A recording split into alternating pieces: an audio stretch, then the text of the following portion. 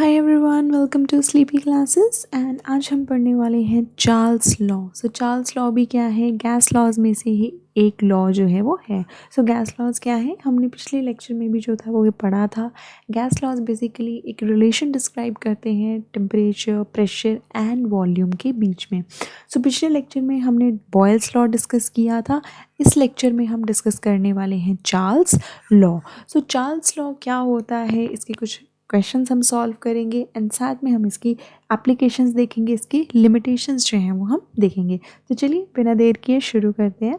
तो सबसे पहले चार्ल्स लॉ को समझते हैं इस GIF के थ्रू। तो चार्ल्स लॉ होता है कि यहाँ पे देखो जैसे जैसे टेम्परेचर इंक्रीज कर रहा है वैसे वैसे ये बलून क्या कर रहा है? एक्सपैंड कर रहा है। मीन्स इसमें वॉल्यूम क्या हो रहा है? इंक्रीज हो रहा है। तो सिंपल इससे हम एक कंक्लूजन निकाल सकते हैं कि volume is directly proportional to temperature या temperature is directly proportional to volume.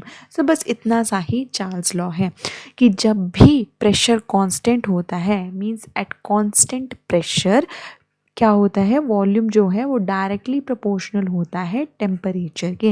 Means जैसे टेम्परेचर इंक्रीज करता है वॉल्यूम भी इंक्रीज करता है, टेम्परेचर डिक्रीज करेगा तो वॉल्यूम भी डिक्रीज करेगा। सो this is simple Charles law. इसको अगर हमें स्टेट करना हो तो हम कैसे स्टेट करते हैं कि it states that at constant pressure volume of a fixed mass of a gas is directly proportional to its absolute temperature।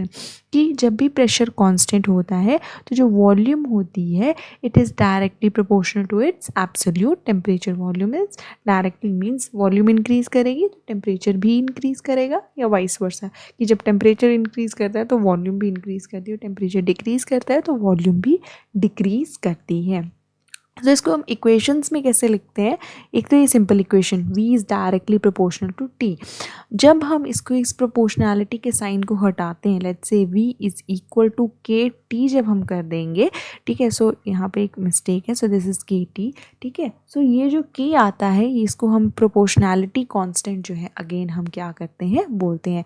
और ये प्रोपोर्शनैलिटी कांस्टेंट कब आता है? जब हम इस प्रोपोर्शनैलिटी के डायरेक्टली प्रोपोर्शनल के साइन को जो है वो हम जो है वो हटाते हैं, ठीक है। So this is proportionality constant. And next equation आ जाती है v1/t1 इज इक्वल v1/t2। कैसे आती है? v इज इक्वल टू क्या हो गया हमारा? kt। जब हमने प्रोपोर्शनल को साइन को रिमूव किया सो हम इसको कैसे लिख सकते हैं? v/t is equal to k। Fair enough. And next इसको हम ऐसे लिख सकते हैं v1/t1 is equal to v2/t2। अब ये इक्वेशन जो है वो बहुत ज़्यादा इंपॉर्टेंट है। ये तीनों इक्वेशंस जो है वो हम आगे वाली स्लाइड में जो है वो डिस्कस करेंगे। सो फर्स्ट ऑफ ऑल इस ग्राफ को जो है वो समझते हैं। सो इस ग्राफ में क्या है? प्रेशर कांस्टेंट है, एक एक्सिस पे वॉल्यूम है, दूसरे एक्सिस पे टेम्परेचर है। तो यहाँ पे देखो जैसे जैसे टेम्परेचर इंक्रीज कर रहे हैं वॉल्यूम भी क्या हो रही है? इंक्रीज हो रही है। ओके, मैंने वॉल्यूम इंक्रीज की, देखो टेम्परेचर इंक्रीज किया तो वॉल्यूम भी यहाँ पे क्या हो गई मेरी? इंक्रीज हो गई, ठीक है। यहाँ पे मैंने टेम्परेचर इंक्रीज किया देन वॉल्यूम भी इंक्रीज हो गई। अब यहाँ पे चलेगी, टेम्परेचर को बहुत ज़्यादा इंक्रीज कर दिया तो वॉल्यूम भी यहाँ पे क्या है? इंक्रीज हो गई। पहले ये थी वॉल्यूम, अब वॉल्यूम यहाँ पे होगी। टेम्परेचर पहले यहाँ था अब यहाँ पे हो गया। सो कांस्टेंट प्रेशर में इसका एकदम लीनियर ग्राफ आता है, स्ट्रेट लाइन ग्राफ जो है वो हमें जनरली जो है वो हमें मिलता है। ओके, सो ये चार्ल्स लॉ की इक्वेशंस है, ठीक है। क्या है? एक तो पहली इक्वेशन जो हमने पढ़ी कि t is directly proportional to the volume, means temperature increase करेगा वॉल्यूम भी इंक्रीज करेगी। वैसे ही ये क्या है? v/t is equal to k। इसमें means volume divided by temperature is equal to the k constant. और ये कांस्टेंट क्या है? जब हम प्रोपोर्शनैलिटी का सिंबल जो है वो हम हटाते हैं, ठीक है, उसको जब हम इक्वेट करते हैं सही से तो हमारे पास एक कांस्टेंट आता है, वो उस कांस्टेंट को हम बोलते हैं प्रोपोर्शनैलिटी कांस्टेंट। ओके, नेक्स्ट हमारे पास इक्वेशन है v1/t1 is equal to v2/t2 where when pressure is constant this equation is used to compare different conditions on the same substance। तो जब प्रेशर कांस्टेंट होता है तो हम इस इक्वेशन को किस लिए यूज़ करते हैं? डिफरेंट सेम सब्सटेंस पे डिफरेंट कंडीशंस को कंपेयर करने के लिए हम इस इक्वेशन को यूज़ करते हैं। और ये इक्वेशन बहुत इंपॉर्टेंट है, जो हम न्यूमेरिकल सॉल्व करेंगे उसमें यही इक्वेशन जो है वो जनरली यूज़ होती है। सो हम इसे कैसे करते हैं? लेट्स से एक बॉक्स है, ठीक है, उसका कुछ वॉल्यूम है, ठीक है, प्रेशर कांस्टेंट है, उसका कुछ वॉल्यूम है, लेट्स से उसमें वॉल्यूम है 5 लीटर्स। कितने टेम्परेचर पे? टेम्परेचर लेट्स से 100 केल्विन पे। अब उसका जो वो अब मैंने मान लो टेम्परेचर इंक्रीज़ कर दिया अप टू 200 केल्विन। अब मुझे बताओ कि उसमें जो वॉल्यूम है वो कितना हो गया होगा। ओके, सो ये जो ऐसे अगर हमें कंडीशंस जो है ऐसे कंपेयर करने के लिए हम जो है वो ये वाली इक्वेशन जो है वो हम जनरली यूज़ करते हैं। Okay, so this was all about Charles law that V is directly proportional to T, where V is volume and T is temperature. अब हम कुछ एप्लीकेशंस इसकी देखते हैं जो हम डेली बेसिस पे रेगुलर जो डेली रियल लाइफ एग्जांपल्स जो है रियल लाइफ एप्लीकेशंस जो है वो हम देखेंगे। सो फर्स्ट है हमारी hot air balloon. Hot air balloon एक चार्ल्स लॉ का बहुत ही ज़्यादा सिंपल एग्जांपल है, बहुत ही ज़्यादा जो है एक सिग्निफिकेंट एप्लीकेशन है। कैसे कि जैसे जैसे हॉट एयर बलून को राइज करते हो सब ने देखा, तो उसमें क्या होता है नीचे फ्लेम जो है वो जलाई जाती है।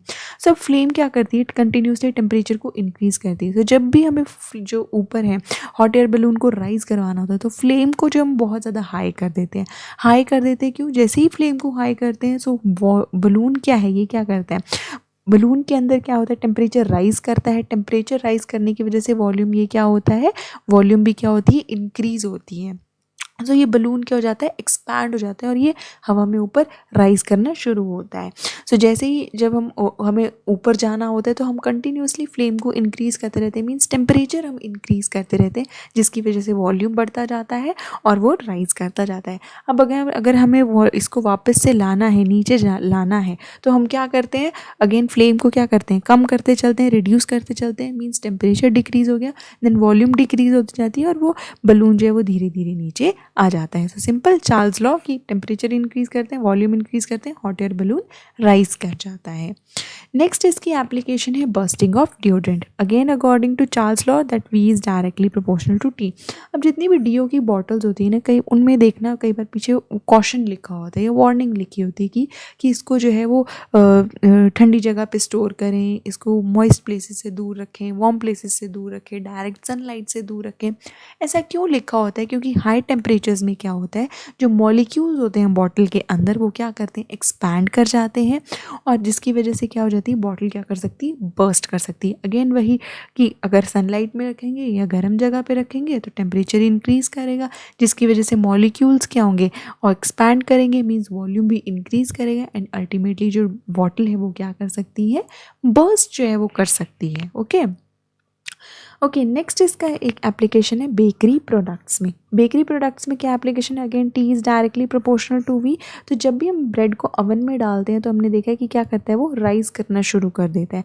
अब वो राइज़ क्यों करता है, क्योंकि ओवन के अंदर डालेंगे तो उसमें क्या होती है, हीट जो है वो आनी शुरू हो जाती है। हीट मीन्स क्या, टेम्परेचर क्या करेगा, राइज़ करना शुरू करेगा। टेम्परेचर राइज़ करेगा तो जो वो हमारा ब्रेड है वो क्या करता है, उसमें जो मॉलिक्यूल्स हैं, जो वॉल्यूम है वो क्या होगा, वो एक्सपैंड करना शुरू कर जाएगा, वॉल्यूम भी क्या करेगा, इंक्रीज़ करेगा। तो इसीलिए वो क्या कर जाते हैं, एकदम से फूल जाते हैं, वो राइस जो है वो कर जाते हैं। सो ये भी क्या है, हमारे चार्ल्स लॉ की ये क्या है, एप्लीकेशन है। अब इसकी लिमिटेशंस देखते हैं, एप्लीकेशंस भी देख ली, अब इसकी भी कुछ लिमिटेशंस है। वो लिमिटेशन, सबसे पहली लिमिटेशन तो यही है, इवन जितने भी गैस लॉज हैं सबकी लिमिटेशन एक यही लिमिटेशन है कि ये सारे के सारे किस पे एप्लीकेबल हैं, ओनली टू आइडियल गैसेस। और आइडियल गैसेस कौन सी गैसेस होती हैं, जिनमें कोलिजन जो होता है वो परफेक्टली क्या होता है, इलास्टिक होता है। सो इनमें जो कोलिजन होता है वो क्या होता है, इलास्टिक कोलिजन होता है। एंड साथ में सेकंड थिंग क्या होती है कि इनमें जो होता है वो कोई भी क्या है, इंटरमॉलिक्यूलर इंटरैक्शंस नहीं होते हैं। ठीक है, कोई भी इंटरमॉलिक्यूलर इंटरैक्शंस जो हैं इनमें प्रेजेंट नहीं होते हैं। सो वो वो उस गैस को हम बोलते हैं आइडल गैस जो है हम उसे बोलते हैं। जबकि ऐसी कोई भी गैस जो है वो प्रेजेंट नहीं होती है, लेकिन कुछ कंडीशंस के अंडर जो है सर्टेन गैसेस आइडल गैसेस की तरह बिहेव करती हैं। और वो कंडीशन क्या है, that at high temperature and low pressure, high temperature और लो प्रेशर्स पे ही जो रियल गैसेस हैं वो आइडल गैस की तरह बिहेव करना शुरू करती हैं। आइडल गैसेस वही होती हैं कि जिनमें कोलिजन क्या होता है, परफेक्टली इलास्टिक होता है एंड साथ में नो इंटरमॉलिक्यूलर इंटरैक्शन, कोई इंटरमॉलिक्यूलर इंटरैक्शन उनमें नहीं होता है। ओके, सो ये जो होती है, the connection between the quantity and temperature isn't linear in nature at high pressures. लेकिन जो हाई प्रेशर्स पे भी क्या है कि जो टेम्परेचर और क्वांटिटी के बीच में जो रिलेशन होता है, जो कनेक्शन होता है, वो तब भी लीनियर नहीं होता है। सो बहुत डिफ़िकल्ट हो जाता है कई बार आइडल गैसेस कंडीशन जो है वो मेंटेन करना। ओके, सो यही इसकी लिमिटेशन है चार्ल्स लॉ की, या इवन जितने भी हमारे गैस लॉज हैं सबकी यही लिमिटेशन है कि ये जो होते हैं ये सिर्फ आइडल गैसेस पर ही एप्लीकेबल होते हैं। ओके, अब हम लास्ट में एक क्वेश्चन जो है वो भी हम सॉल्व करेंगे। सो इसमें क्या क्वेश्चन पूछा गया, find the initial volume of a gas at 100 kelvin if final volume is 5 litres at 200 kelvin. So इसमें गिवन क्या क्या है, अब इसको क्वेश्चन को ध्यान से देखना है कि find the initial volume. Initial volume means V1 हमें गिवन नहीं है। Okay, at of a gas at T at 100 kelvin means T1 हमें दिया गया है 100 केल्विन में, हमें वॉल्यूम 2 दी गई है, वो कितनी दी गई है 5 लीटर्स, एंड T2 भी हमें दिया गया है कितना है 200 केल्विन। अब याद रखो कि जब भी हम चार्ल्स लॉ के क्वेश्चन सॉल्व करेंगे, अगर टेम्परेचर सेल्सियस में दिया गया होगा उसे हमें कन्वर्ट करना पड़ेगा केल्विन में। तो चार्ल्स लॉ में हमें टेम्परेचर जो है वो हमेशा केल्विन में ही लेते हैं। ओके, सो सिंपल फॉर्मूला क्या है according to Charles law, V1/T1 is equal to V2/T2। हमें पता क्या करना है V1, सो V1 कितना आ जाएगा V2/T2 into T of 1। Okay, so V2 कितना है हमारे पास, V2 है हमारे पास 5, देन T2 हमारे पास कितना है 200 इंटू T1 कितना है 100। सो दिस इज, इसको हम कट करेंगे and 2/5 it will come around 2.5 liters। Okay, so V1 क्या हुआ हमारे पास 2.5। अब हमने क्या किया, टेम्परेचर इंक्रीज किया है। ठीक है, so okay just wait, V1/T1 is equal to V2/T2। I hope calculation सही है। So V2 is 5 litre, T2 is 200 kelvin and T1 is 100 kelvin. So yeah it's 2.5 litres. So 2.5 litres जो है हमारे पास initial volume आ गई। Okay, सो देखो initial volume क्या है हमारे पास, मीन्स 2.5 लीटर्स है, तो वो 100 केल्विन पे है। जैसे ही हमने टेम्परेचर इंक्रीज़ किया हमारे पास वॉल्यूम भी क्या होगी, इंक्रीज होगी। ओके, सो यहाँ पे भी क्या है, चार्ल्स लॉ एकदम सेटिस्फाई हो रहा है कि V is directly proportional to T। So this was all about for today's lecture and I hope आपने एंजॉय किया होगा एंड आपका कॉन्सेप्ट क्लियर हो गया होगा। हम जल्दी मिलेंगे नेक्स्ट लेक्चर में, तब तक के लिए stay safe, take care and bye bye.